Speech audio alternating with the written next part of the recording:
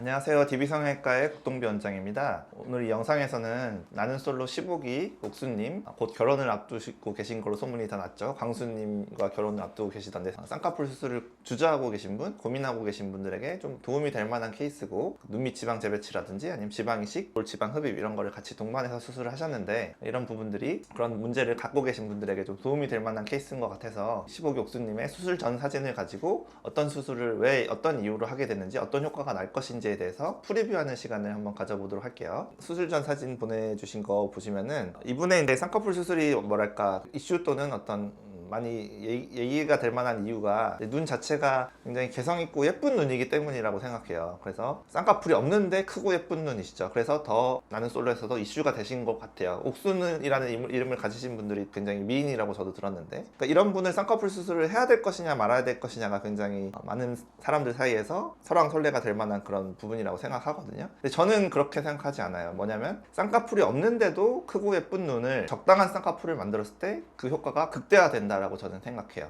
그래서 사실 하지 않았기 때문에 이 정도도 충분히 예쁜데 왜 하려고 하냐, 왜 변화를 주려고 하냐 라고 생각하실 수도 있지만, 실제로 이런 눈에 쌍꺼풀 수술하신 경우를 많이 보지 못하잖아요. 예쁘니까 안 하잖아요. 근데 해놓고 나면, 또는 몰랐는데 주변 사람들 중에 예쁜 눈인데 알고 보니까 수술을 한 눈이다, 뭐 이런 경우도 있잖아요. 가로가 길고 또렷한 눈, 그리고 피부가 두껍지 않은 눈, 이런 눈에 쌍꺼풀 수술을 해야 대박이 난다 라고 생각을 하고요. 마침 그 부분을 옥수님과 상담을 할 때 얘기를 해보니 그 부분이 굉장히 통하더라고요. 쌍꺼풀을 아주 높게 하고 싶지는 않아 하셨어요. 그런 큰 변화는 원하지 않으셨지만, 낮지만 좀 얇은 쌍꺼풀을 원한다. 그래서 이런 눈은 그렇게 했을 때 대박 나는 거다. 또 남들이 뭐 수술 왜 하냐, 지금 눈 예쁘다 하지 말아라, 이런 말은 신경 쓰지 말아라, 이제 이렇게 서로 동의가 된 거죠. 그렇게 진행돼서 하게 된 거고요. 아주 높지는 않게 좀 낮게, 이런 눈은 좀 돌출돼 있고 피부가 처지지도 않았고 큰 눈이기 때문에 쌍꺼풀을 남들보다 낮게 잡아도 높게 나와요. 5, 6mm 수준으로만 잡아도 충분한 두께가 나오더라고요. 그래서 결국에 6mm로 정해서 하기로 결정이 됐고요. 그 다음에 눈 밑에, 이분이 30대 초반이신데 눈 밑에가 약간 불룩한 모습이 보이시죠? 그것 때문에 눈밑 지방 재배치를 하고 싶다. 그러니까 이 부분도 사실 아직 심하지 않은데 왜 해야 되느냐, 또는 아직 어린데 왜 해야 되느냐 라고 생각하실 수 있지만, 제가 눈밑 지방 재배치 관련 영상에서 여러 번 말씀드렸지만, 이 부분은 일찍 하는 게 좋다. 튀어나오기 시작할 때, 눈에 거슬리기 시작할 때 바로 하시는 게 좋다. 그래야 결과가 더 좋다. 눈밑 지방 재배치는 영구적인 효과를 나타내는 것이기 때문에 일찍 할수록 피부가 늘어나는 효과를, 그런 문제를 막을 수 있다라는 거죠. 사실 이제 셀카는 약간의 기초 화장은 하신 것 같고 이제 조명에 따라서 달라 보이기 때문에 심해 보이지 않는데, 이제 저희 병원 수술 전에 찍힌 사진상을 보면은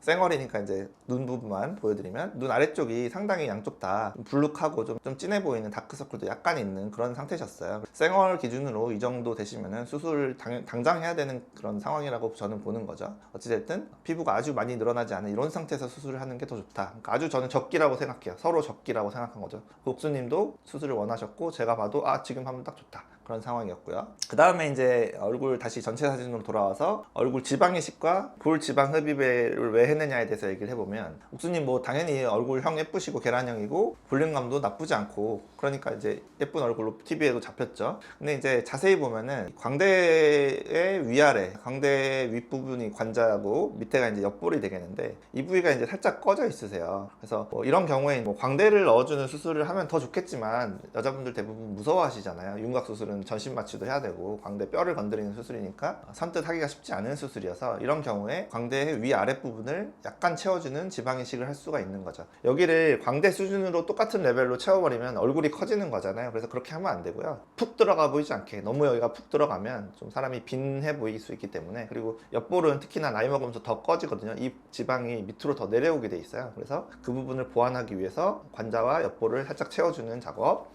그 다음에 정면 사진이랑 이마 볼륨은 안 나왔지만, 그러니까 나쁘지 않으세요.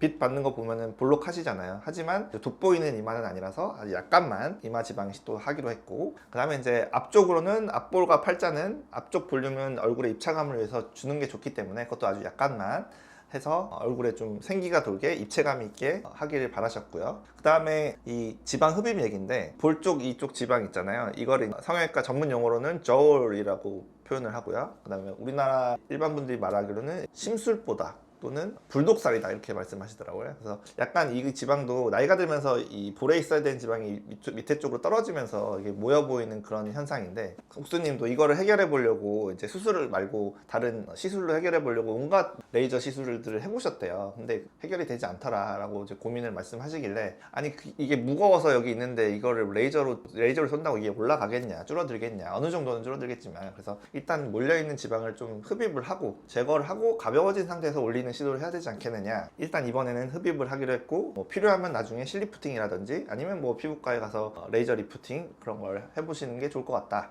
이렇게 생각해서 이렇게 볼 흡입까지 같이 하게 되었고, 전체적으로 이제 얘기를 했을 때 옥수님이랑 저랑 이제 굉장히 생각이 비슷했고 통했고 찬반이 많이 갈릴 만한 그런 상황이었지만, 저랑 생각이 거의 동일했기 때문에 이렇게 4가지 수술을 진행하기로 얘기가 됐고, 똑똑하고 현명하신 분이라는 생각이 들었어요. 적절한 시기에 본인이 필요한 수술이 뭔지 이미 본인이 다 결정 또는 이미 알고 오셨더라고요. 그래서 저는 오케이, 다 맞는 얘기입니다, 맞습니다 이렇게 동의만 했고, 뭐 쌍꺼풀 높이 정도만 조절해서 수술을 진행하게 됐습니다. 이제 수술을 할 예정이고, 수술 이후의 모습을 가지고 이제 또 수술 전과 후를 또는 수술의 효과를 비교해보는 그런 시간을 갖도록 하겠습니다. 지금까지 DB성형외과의 국동변장이었습니다. 감사합니다.